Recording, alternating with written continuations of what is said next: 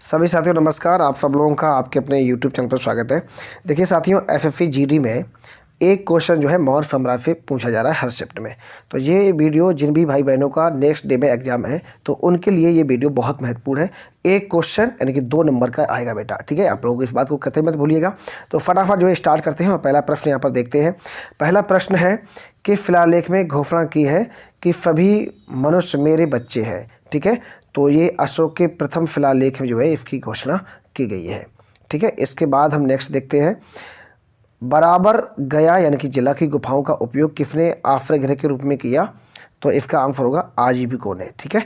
Next हम लोग देखते हैं प्रश्न नंबर 3। कौटिल्य या चाणक्य यानी कि विष्णुगुप्त किसका प्रधानमंत्री था? तो इसका आंसर होगा चंद्रगुप्त मौर्य, ठीक है ना। अब नेक्स्ट प्रश्न है कि निम्नलिखित में से किस शहर में अशोक के शिलालेख नहीं है? तो पाटलिपुत्र में अशोक का जो है कोई भी शिलालेख नहीं है। ऑप्शन के ऊपर निर्भर रहेगा ये चीज़। किसने जो है देवनाम प्रिय की उपाधि धारण की थी? तो इसका आंसर होगा सम्राट अशोक ने। नेक्स्ट क्वेश्चन है किस जैन ग्रंथ में चंद्रगुप्त मौर्य के जैन धर्म अपनाने का उल्लेख मिलता है? तो परशिष्ट प्रवर्तन में, ठीक है। इसके बाद हम लोग नेक्स्ट प्रश्न देखते हैं। किसने पाटलिपुत्र को पोलीब्रोथा कहा है? इसका आंसर होगा मेगास्थनीज, ठीक है। नेक्स्ट हम लोग देखते हैं निम्नलिखित में से कौन मौर्य वंश का शासक नहीं है? तो इसका आंसर होगा अजातशत्रु, ठीक है। इसके बाद हम लोग नेक्स्ट देखते हैं।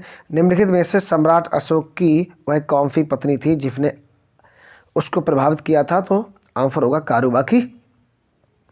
इसके बाद जो है किस श्रीलंकाई शासक ने अपने आप को मौर्य सम्राट अशोक के आदर्शों के अनुरूप डालने की कोशिश की थी? तो इसका आंसर होगा टिस्से। मौर्य साम्राज्य की स्थापना किसने की थी? तो इसका आंसर होगा सम्राट चंद्रगुप्त मौर्य।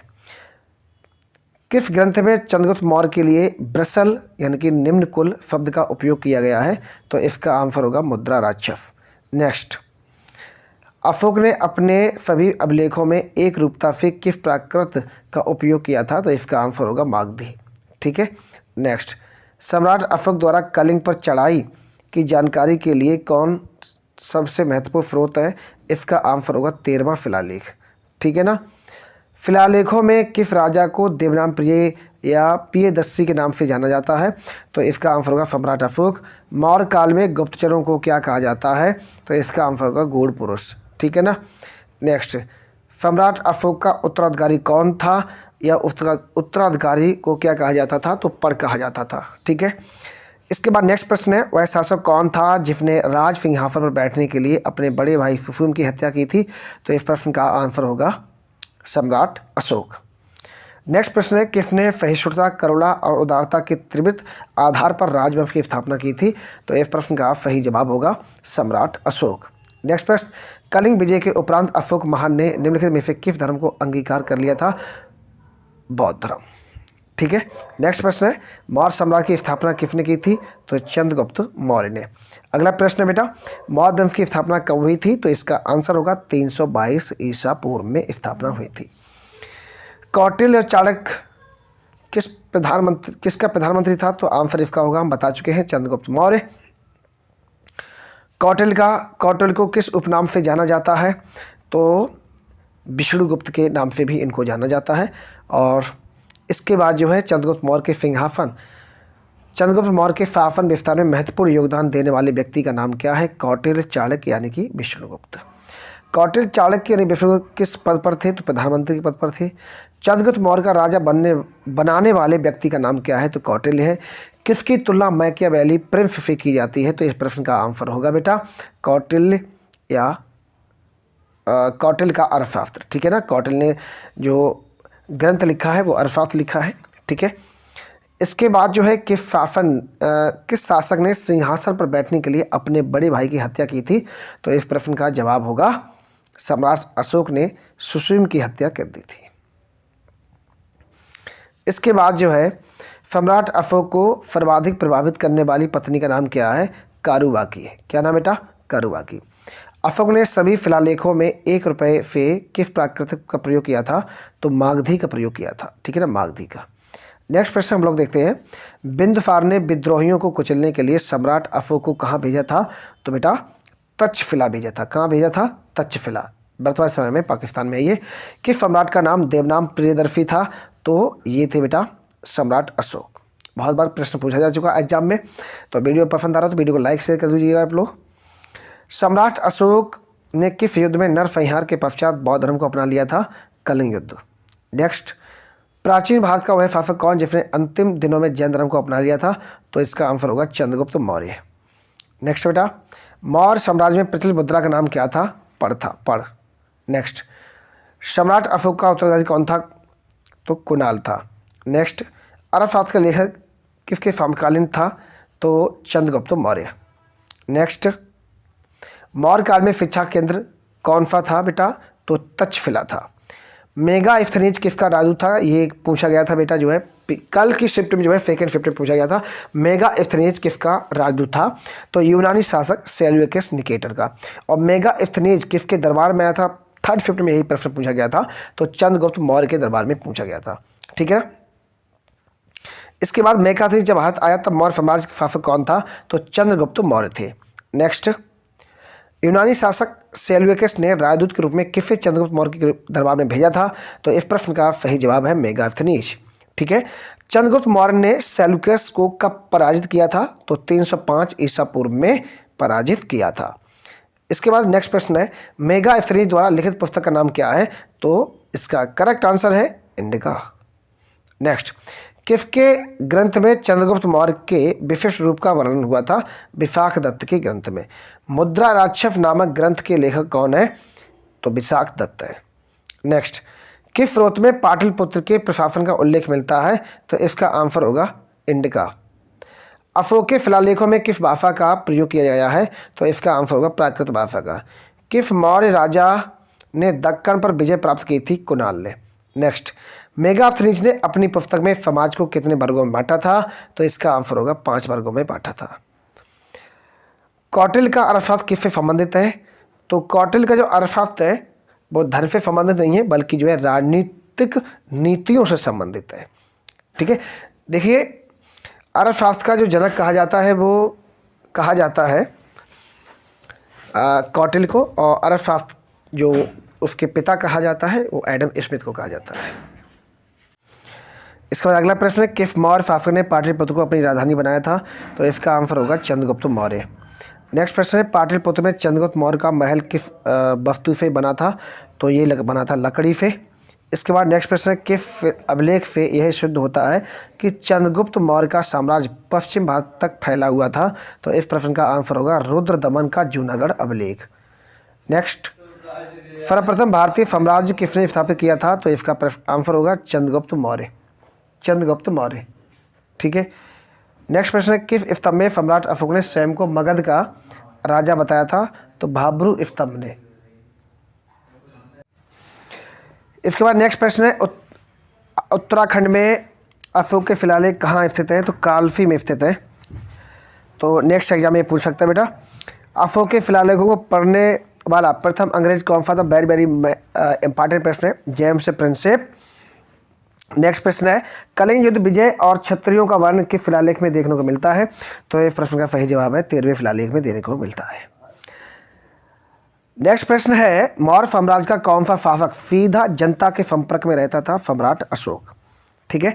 अगला प्रश्न है बेटा, किस ग्रंथ में चंद्रगुप्त मौर्य के लिए ब्रसल शब्द का प्रयोग किया गया था? तो मुद्रा राक्षस। नेक्स्ट, किस राज्यादेश में अशोक के व्यक्तिगत नाम का उल्लेख मिलता है? तो भैया मास्की। नेक्स्ट प्रश्न, श्रीनगर की स्थापना किस मौर्य शासक ने की थी? तो इस प्रश्न का सही जवाब है सम्राट अशोक। नेक्स्ट, किस ग्रंथ में शूद्रों के लिए आर शब्द का प्रयोग किया गया था? तो अर्थशास्त्र में। मेगास्थनीज ने पोलीब्रोथा किसके लिए प्रयोग किया था? पाटलिपुत्र के लिए। मौर्य काल में सड़क निर्माण अधिकारी को किस नाम से संबोधित किया जाता था? तो इसका आंसर होगा बेटा एग्रोनमाई के नाम से संबोधित किया जाता था। नेक्स्ट, अशोक के बारे में जानकारी देने वाले प्रत्यक्ष प्रमाण क्या है? तो अशोक के शिलालेख। ठीक है। इसके बाद नेक्स्ट जो क्वेश्चन है वो है, भारतीय लिखने की कला नहीं जानते थे, यह किसने कहा था? तो ये इसका सही जवाब है मेगास्थनीज। नेक्स्ट, राजा बिंदुसार की मृत्यु के समय सम्राट अशोक किस प्रांत के गवर्नर थे? तो इस बहुत ही महत्वपूर्ण प्रश्न है। आपके एग्जाम में ये प्रश्न देखने को मिल सकता है। तो इस प्रश्न का सही जवाब है उज्जैन। नेक्स्ट, किस मौर्य शासक ने बौद्ध धर्म की प्रचार एवं प्रसार हेतु अपने पुत्र एवं पुत्री को श्रीलंका भेजा था? बहुत ही गजब का क्वेश्चन बेटा है। तो इसका आंसर है सम्राट अशोक। नेक्स्ट, कौटिल्य द्वारा लिखित अर्थशास्त्र कितने भागों में विभाजित है? तो ये 15 भागों में विभाजित है। अगला प्रश्न है, अशोक का जो अभिलेख है भारत के अलावा और कहाँ पाया जाता है? तो भारत के अलावा ये पाया जाता है अफगानिस्तान में। नेक्स्ट, किस स्थान से सम्राट अशोक के शिलालेखों के लिए पत्थर लिया जाता था?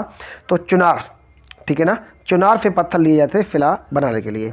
नेक्स्ट, किस महीने में मौर्य का राजकोषीय बर्फ आरंभ होता था? तो अषाढ़ मास में, ठीक है, हिंदी कैलेंडर के अनुसार जो है अषाढ़ मास में जो है अशोक का ईयर शुरू होता था। परफिष्ट परब नामक ग्रंथ में किस मौर्य शासक जैन धर्म अपनाने का उल्लेख मिलता है? तो इस प्रश्न का सही जवाब होगा चंद्रगुप्त मौर्य। और चंद्रगुप्त मौर्य ने, आप लोग कमेंट करके बताइएगा, किस विधि से अपने प्राण त्यागे थे। अगला प्रश्न है, चंद्रगुप्त मौर्य का संघर्ष किस यूनानी शासक के साथ हुआ था? तो सेल्यूकस, ठीक है, इस प्रश्न का सही जवाब होगा। नेक्स्ट प्रश्न है, किस ग्रंथ में चंद्रगुप्त मौर्य के लिए कुलहीन शब्द का प्रयोग किया गया था? तो इस प्रश्न का सही जवाब होगा मुद्रा राक्षस। नेक्स्ट, एरियन ने चंद्रगुप्त मौर्य को क्या नाम दिया था? फेंड्रोकोटस, ठीक है। नेक्स्ट, किस ग्रंथ में दक्षिण भारत के आक्रमणों का पता चलता है? तो इस प्रश्न का सही जवाब होगा तमिल ग्रंथ अहनानूर से।